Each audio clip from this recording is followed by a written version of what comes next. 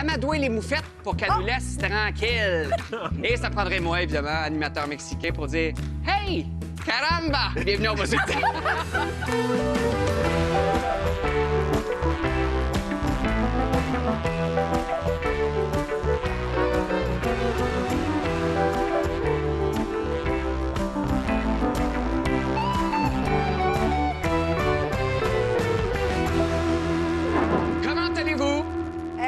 La semaine. Ouais. Tellement bien avec cette belle introduction.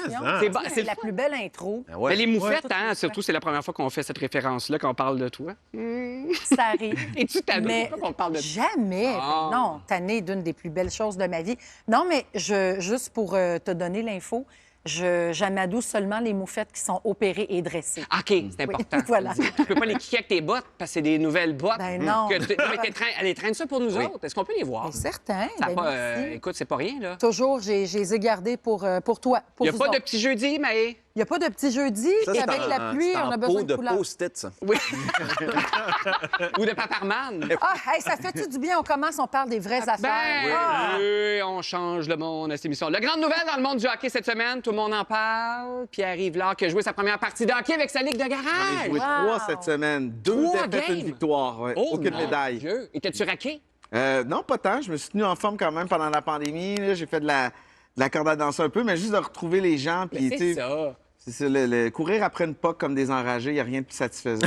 Parce que je salue Bruno, qui voulait pas que je parle de lui, j'imagine, mais qui est dans l'équipe avec nous, qui est allé jouer pour la première fois depuis genre 1 an et demi avec sa ligue de garage. Oui. Et qui avait... il va avoir mal à la fourche le lendemain. Ouais. Ah ouais? Non, mais ça dépend quand tu tires. Ça dépend comment tu tiens ton bâton. C'est ça, ça dépend comment tu sais ton bâton. Oh, grande nouvelle dans le monde du hockey, évidemment, l'équipe féminine de hockey canadienne qui a remporté la médaille d'or aux Olympiques. Et voilà. Confession, on a travaillé fort aujourd'hui au bureau. On voulait avoir une des joueuses en entrevue. De un, il est tard à Beijing. De deux, ils ont fait le party. Gros party là-bas. Par Ouais. contre, on a réussi à avoir quelqu'un qui a pour vrai fait le party ce matin. 5 h du matin, je pense qu'il avait sa bière à la main. Party avec Mélodie Daou. Donc, c'est Kevin Raphaël qu'on s'en va rejoindre tout de suite en FaceTime. Je ne sais pas s'il s'est remis de ses émotions. Kevin Raphaël, bonjour. La bière est encore dans le bureau. Mais là, explique-moi, 5 h du matin, tu avais vraiment une bière à la main? Ah, malheureusement. Mais écoute, mon téléphone est tout le temps sur lune. Donc, si quelqu'un m'appelle durant la nuit, quelqu'un meurt, je vais le savoir le lendemain matin. Tu sais, c'est tout le temps ça ma vie, je veux bien dormir.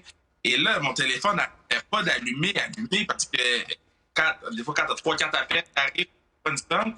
Là, c'est Mélo. Là, je vais répondre. Depuis que je suis dans le party, et les filles étaient là, je me sentais tellement choyé qu'elle a pris le temps de m'appeler puis que j'ai pu trinquer en leur honneur. Là. Puis, donc, tu as fait le party avec qui? Tout le monde était là, Mélodie Daou était là. La plupart des filles étaient là. J'ai pas vu Poupou, mais j'ai hâte de la voir quand elle va revenir. Et qu'est-ce que ça veut dire quoi pour le... Tu sais, on a souvent parlé ensemble à l'émission de l'avenir du hockey féminin, les médias s'y intéressent pas et tout ça, mais là, à quel point ça pourrait changer les choses, ça? Est-ce que tu avais de la misère avec moi? Non, ça se passe bien, on t'entend. Toi, tu nous entends bien? OK, parfait. J'avais de la misère, je vous perdais. Maintenant, qu'est-ce que ça change pour l'avenir du hockey féminin? Ça donne des munitions, en tout cas. C'est énorme parce que, tu sais, Équipe Canada, passant à travers la pandémie, on n'avait pas les mêmes installations que les Américaines. T'sais, les Américaines, ils ont pratiqué presque pendant les 4 années, même si on était en pandémie. Nous, au Canada, Montréal était le seul endroit où les filles pouvaient patiner. On ne parlait pas de match, on parle de patiner, des petites pratiques, parce que Daniel Sauvageau avait eu la délégation.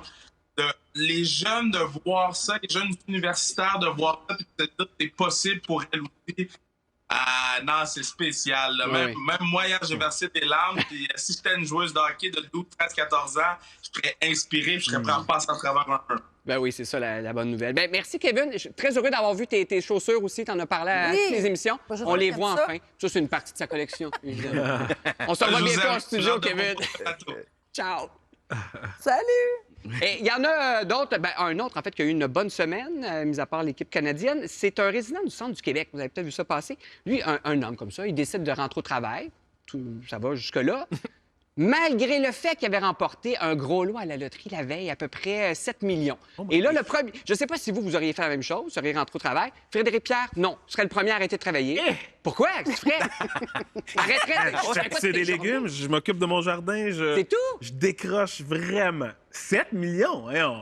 Arrête ça, là. Non, je rentre pas au travail. Ben, tu sais, je peux pas flusher une production en plein milieu, mais... Non, oui, OK. Ça commence. C'est ça. T'as raison. Mais tu vois, pour te faire filer de shape un petit peu, il y a Maë qui dit « Moi, il y a des choses que je fais pas pour l'argent, c'est pour la passion. » Fait que toi, t'arrêterais pas.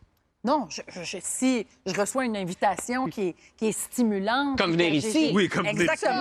Ouais. Je ne dirais pas non, je n'y vais pas. C'est pas toujours une question d'argent, mais je peux comprendre que le fait de gagner le gros lot, ça donne une certaine liberté, puis on peut faire des choix.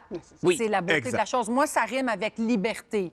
S'occuper du parascolaire, comme chez Pierre-Yves. Non, mais toi, tu ferais de la musique dans ton Oui, studio. mais moi, je pense que quand on est passionné, il y a des choses qu'on fait pas pour l'argent. Tu sais, il y a des gens qui sont indépendants de fortune, mais qui continuent d'être impliqués sur différents Ben oui. projets. Pour se sentir vivant, à un moment donné, il faut que tu sois en mouvement. En tout cas, moi, personnellement, d'être arrêté complètement, je suis pas sûr que c'est dans ma nature. Fait que même si je gagnais 6 milliards, j'aurais envie quand même d'embarquer sur des projets puis d'essayer des affaires. Ou de faire du bénévolat, comme Caroline. Ben oui, du bénévolat, mais c'est parce qu'à un moment donné, après quelques mois où tu n'as rien fait puis tu profites de l'argent, tu fais profiter tout le monde, Oui. tu as envie quand même de t'épanouir comme individu. Donc, tu fais quoi? Tu t'impliques dans des organismes, dans différentes causes, tu travailles. Puis, on est chanceux peut-être parce qu'on fait des choses qu'on est passionné. Oui, oui. Mais si demain matin, tu travailles dans une usine puis tu te fais suer, ben, peut-être qu'effectivement, tu vas dire, je vais prendre une pause, je vais développer une passion. Ouais. Mais Seul dans ton d'arrêter au équipe. complet. Oui, non, c'est ça. On me pointe beaucoup, mais je veux juste vous rappeler que j'ai dit je ferais pousser des légumes. Et tout maraîcher, Ben oui. c'est que c'est loin Tu les d'avoir les vendrais deux ou doigts tu dans les le nez. donnerais, Pas? tes légumes? C'est Juste c'est vous de la remettre en job. contexte. Merci beaucoup. Non, mais je pense Absolument. qu'une pause, c'est ça, là. Une pause. Ça se peut-tu que c'est l'idéal, c'est une pause, on fait le point? Tu gardes ton monde. Moi, je Ben oui. gâterais beaucoup mon monde. Oui, Eh vrai. oui. Y a-tu quelque chose de plus fun que gâter du monde? Exact. Ah, ça, c'est Ils clair. s'en doutent pas, Oui. partent tes appels, puis tu leur payes quelque chose, ou Mais- t'arrives chez eux avec un char neuf. C'est Des ça, OK, voyages. Oui, Eh ben Des oui. légumes. T'amènes tous tes amis en voyage. Ben tu oui. Ça, oui. Puis là, on part pas une semaine, on part 6 mois. Oui, genre. une surprise, genre. Mmh. On est à l'aéroport, Ouais. puis on sait pas où on s'en va. Ouais, c'est le fun. de Avec des rêver. paniers de légumes. Ben oui. Voilà. Ben, Des 50 valises. Et voilà. Puis on part faire la fête à Vegas avec nos valises. Ah oui! On prend un... Ah oui. Oui, puis au 10-30. Et là, on prend un coup. Et d'ailleurs, je parle de prendre un coup. Il y a une excuse facile, OK, que certaines personnes utilisent souvent pour expliquer des comportements déplacés en disant « Je suis désolé, j'étais sous ». Et c'est cette excuse-là que Gérard Depardieu a utilisée encore une fois pour oui. expliquer une autre, un comportement déplacé qu'il aurait eu lors d'un rassemblement de Nicolas Sarkozy. Et là, je le cite, c'est lui qui le dit « Je ne regrette rien parce que quand on est bourré, on ne sait plus, c'est formidable la cuite ». C'est quand même... Non, C'est mais- grossier. Ah, ça le dos large, l'alcool, hein? Ben, tu sais... Ouais. Ouais, Je pense ben, que c'est dans un party de famille où tu es dans ta maison, tu conduis pas, t'es pas dans un événement public. Tout le Oh monde oui, est ça en va. sécurité, puis tu fais une petite joke, oups, ça passe moins bien, Ouais. ou tu es un peu chaud.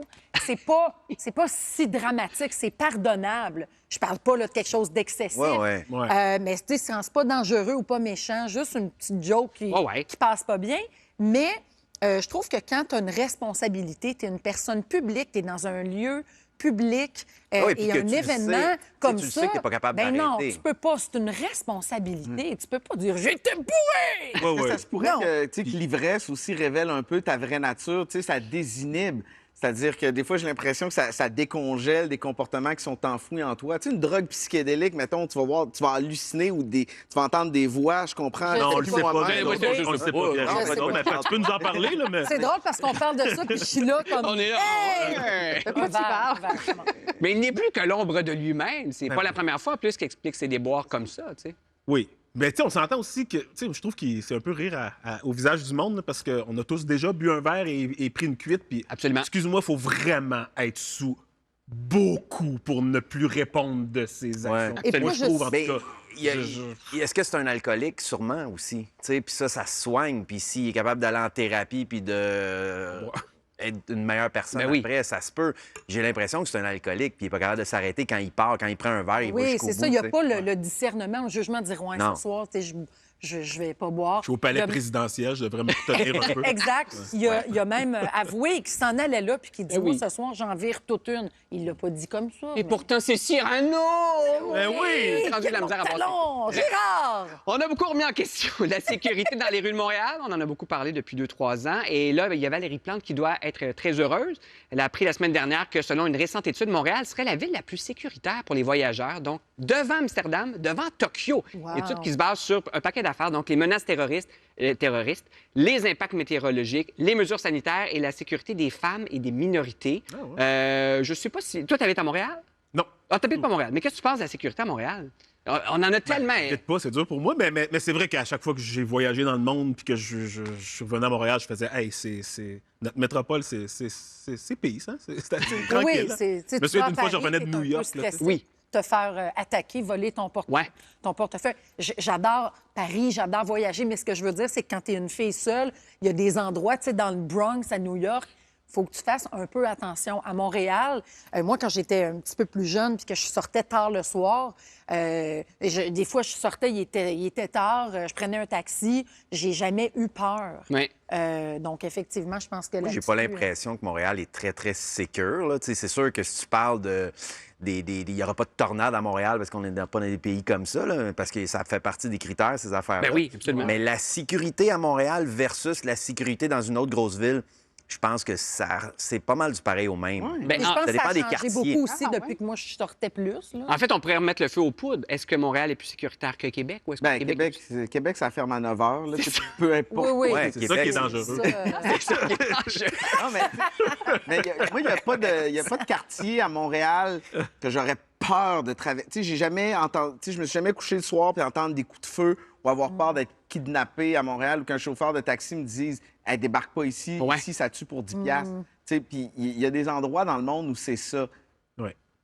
Oui, mais la plus sécuritaire, là, je n'irai pas Ouais, jusque-là. c'est ça. Moi aussi, je Montréal trouve n'est pas ça- la ville la plus Québec. sécuritaire, selon Des moi. degrés. Il reste qu'on a Caroline ici, une ancienne mairesse quand même, la ville de Longueuil, mais est-ce que ville La mairesse est sécuritaire... contente dans ce temps-là quand ça sort une. Ben oui, j'imagine. C'est grâce à elle. Mais ça veut-tu dire que c'est une ville plate?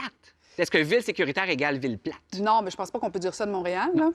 Et ça fait du bien parce qu'au cours de la dernière campagne électorale, on a beaucoup parlé de la sécurité de Montréal, les coups de feu, on en parle souvent. Ben oui, mon Dieu. Et le sentiment aussi, souvent, on mélange le sentiment et la réalité.